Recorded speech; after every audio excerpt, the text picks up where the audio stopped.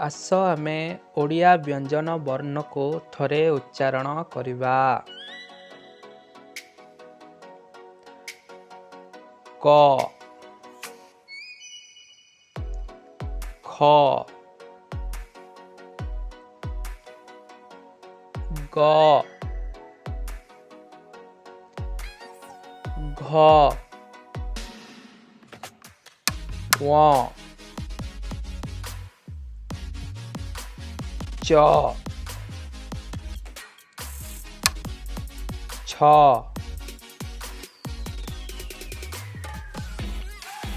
ज झ न्य ट ठ ड ढ हण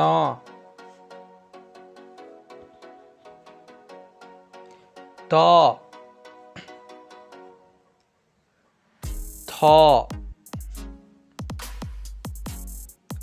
द ध न प फ ब भ म ज य र ल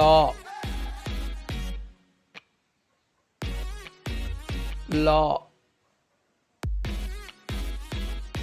व तालव्य स मूर्धन्य स दंत स ह क्ष अनुस्वार विसर्ग चंद्रबिंदु।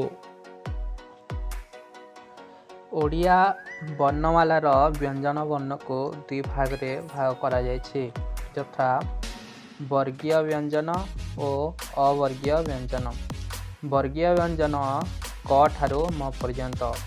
वर्गीय व्यंजन को पांचटी श्रेणी रे भाग करा जायछि, जेपरि क वर्ग, च वर्ग, ट वर्ग, त वर्ग, प वर्ग। अवर्गीय व्यंजन ज ठारू चंद्रबिंदु पर्यंत, ज, य, र, ल, ल, व एमाने ले अंतस्थ वर्ण। तालव्य स, मूर्धन्य स, दंत स, ह एमाने ऊष्म वर्ण। अनुस्वार, विसर्ग, चंद्रबिंदु एमानंको अजगबाह वर्ण कहा जाए। सेहीपरि क्ष को संयुक्त वर्ण कहा जाए।